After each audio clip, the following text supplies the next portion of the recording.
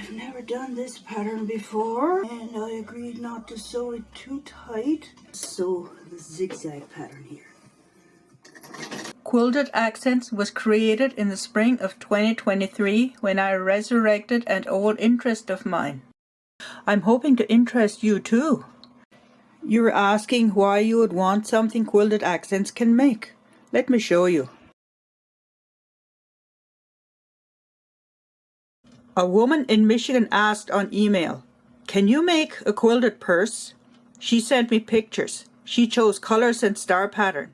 I designed it from scratch and sewed it to completion. Canada Post delivered it.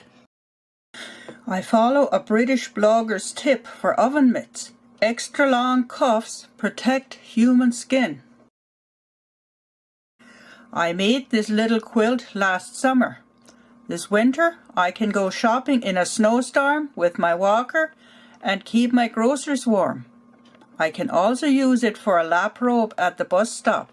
In the 1990s, I made these log cabin aprons in 3 sizes, as well as potholders and placemats. I called my business Quilted Kitchen Accessories and had a sign at the end of my farm lane. This is the old interest I resurrected last spring when I created Quilted Accents.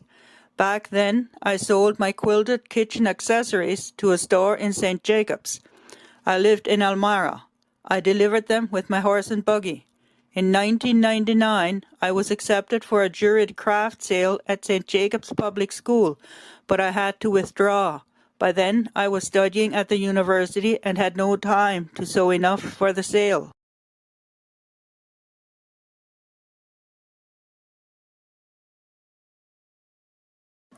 After seeing all this,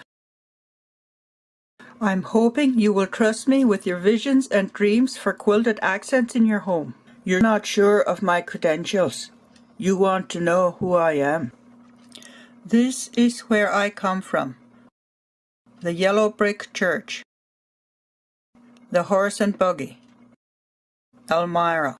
Quilts are in my DNA.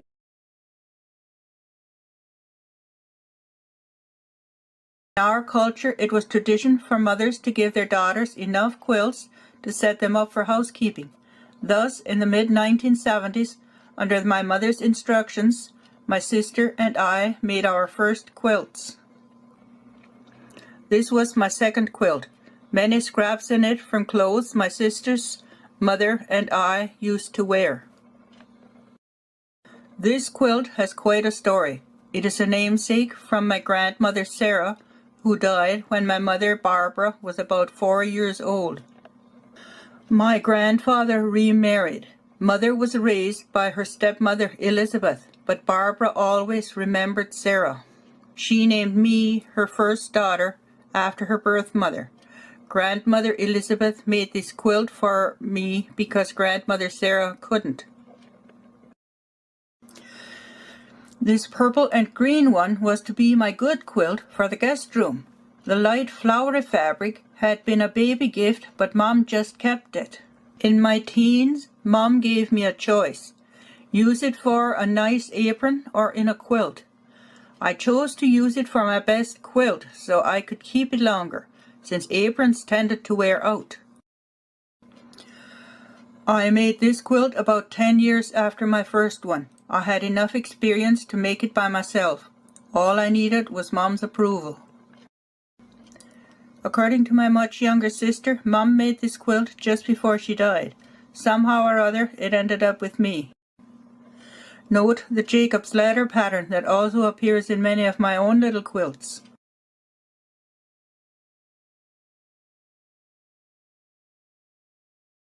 Sewing Jacob's ladder. The name Jacob's ladder is taken from the Bible story of Jacob's dream of a ladder reaching to heaven with angels walking up and down on it. I like the Jacob's ladder quilt design on my little quilts. I sew with an antique treadle Singer sewing machine made in 1910. I've been sewing with it for more than 50 years. It's what works for me. Everyone says electric is easier. I've tried electric, but electric didn't work for me. I cannot sew exactly on a line with electric like I can with my old Singer. and sewing exactly on a line is what makes my sewing look good.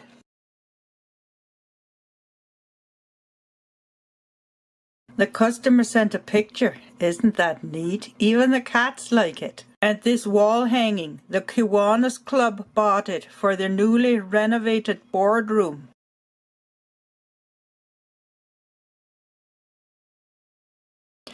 If you're still not sure of my creative abilities, here's how my old interest was resurrected and Quilted Accents was born.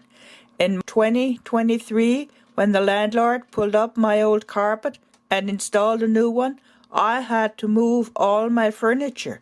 This meant emptying my sewing cupboard so it could be moved off the carpet. In the depths of that cupboard, I found stuff, material to improve my old furniture. Furniture I had had for 10, 20, 30 years. Furniture that had moved all over the county with me, and finally in winter 2017 moved into this apartment with me and my old dog. I'd collected stuff, that kitchen stool someone put to the curb, those open shelves someone no longer needed, and the old chrome chair that was still sturdy because a neighbour welded it 30 years ago. I'd always meant to put curtains on those open shelves. The padding on my chrome chairs had gone bad. When I emptied my sewing cupboard, I found leatherette to upholster chairs and fabric for a curtain. My creative juices started flowing. This job is not perfect, but I designed those black wings and I'm proud of how they turned out. 2 days later, I reupholstered the stool. Now I have a set. And while I was at it, I made the curtain. Designing that star, it stirred something ancient deep inside of me. I wanted more of this. Like the quilted kitchen accessories back in the 90s. Like making my quilts when I was young. I called up my very good friend who has given me so many rides over the years. I asked if she would accept a gift if I made a wall hanging for her. I asked what colors, what dimensions. She accepted, but then I had a problem. I couldn't find my old quilt books anywhere. I must have given them away. Having moved to the city and gotten 2 university degrees, I must have thought I'd never ever want them again.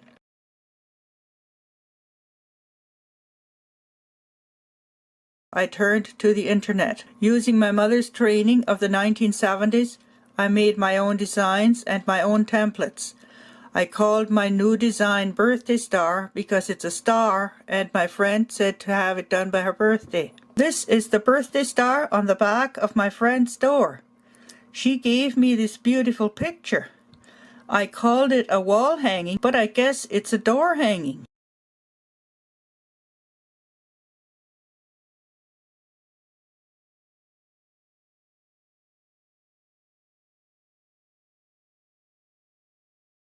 I couldn't stop. I made another. I posted on Facebook.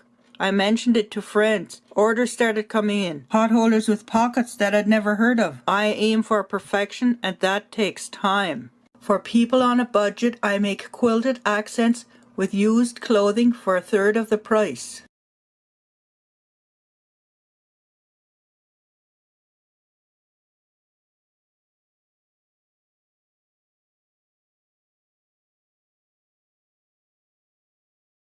If any of this interests you, if you have a vision or dream you would like me to sew, send me an email. My email address is on my channel. I will also give it here. Ready? Here it is.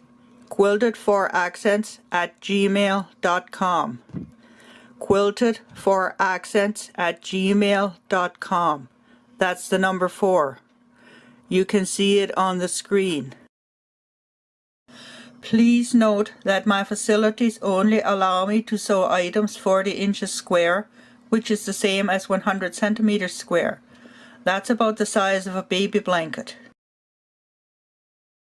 I also sew lots of smaller items such as wall hangings, purses, pot holders with pockets, table runners, oven mitts, the list goes on. Be creative. Let Quilted Accents design your vision from scratch and sew it to completion and to your satisfaction. Send your email to quiltedforaccents@gmail.com, where your visions are our visions and your dreams are our dreams.